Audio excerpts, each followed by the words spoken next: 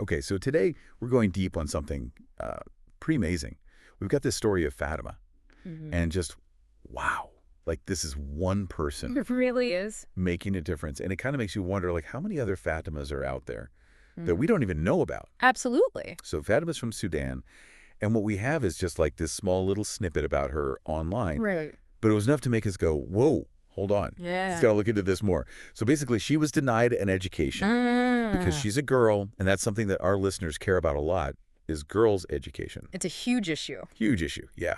Yeah. But what was really cool about her story is that she didn't just, like, get angry Right. and, like, protest or anything. She was much more strategic about it. Yeah, and I think that's something that really stood out to me. To me, too. Because if I was in that situation, I don't know, I'd be like, hey, this is not fair. Yeah, it's a natural reaction. Yeah, but she was like, okay, She had a plan. how do I solve this? You know? Yeah, like how do I actually make a change happen? So to set the scene for our listeners, can you kind of paint a picture of what Fatima was up against? Okay, so imagine like a dusty courtyard in a small village in Sudan. Oh. And you've got all these parents gathered.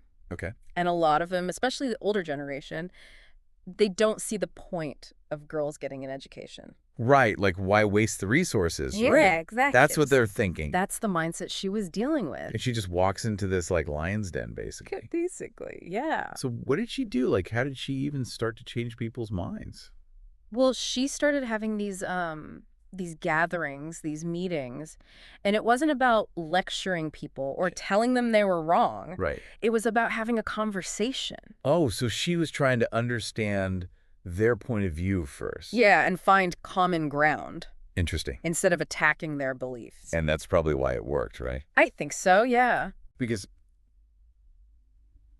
I mean, you can't just tell someone who's held a belief for like their entire life Right. that they're wrong. It's not going to work. You got to meet them where they are. Yeah, exactly. So what were these conversations like? Was she like bringing in, data and statistics about like how girls' education benefits the community? You know, we don't have all the details, Okay. but I imagine she probably focused on things that everyone in the community could relate to. Oh, okay. So like shared values and stuff. Exactly, like how education could help their daughters be better wives and mothers. Okay, so playing into the existing kind of structure, but also kind of subtly subverting it. Yeah, she was smart about it. That's so cool. And it worked, right? It did, yeah. Like, tell us about what happened. Well, through these conversations, she was able to create this local initiative. Right. And they started funding scholarships for girls in her village. Wow. So she actually made something tangible happen. Yeah, it wasn't just talk. It was like putting her money where her mouth is, or rather, getting the community Exactly. to put their money where their mouths are. Mm-hmm. So what do you think is the biggest takeaway here for our listeners? Someone who's really interested in making a difference in the world, but maybe feels a little bit stuck.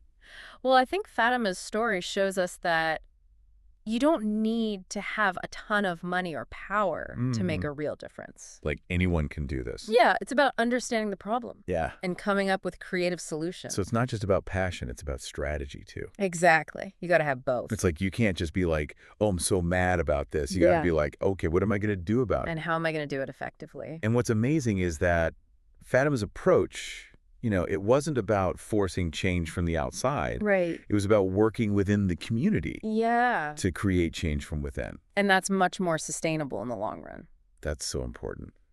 So to wrap things up, what's a final thought, something our listeners can kind of chew on after they finish listening? Well, it's incredible what Fatima accomplished, right? Mm-hmm. But it makes you wonder, what would it take for this to be the norm? Yeah, like why is this the exception and not the rule? Exactly. Like, how can we create a world where girls like Fatima don't have to fight so hard for their basic right to an education? That's a big question. Yeah, it is.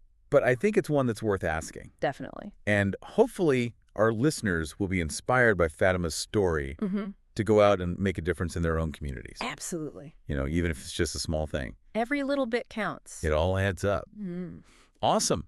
Well, thanks for joining me on this deep dive into Fatima's story. It was my pleasure. And until next time, keep learning and keep exploring. And keep making a difference. Yes.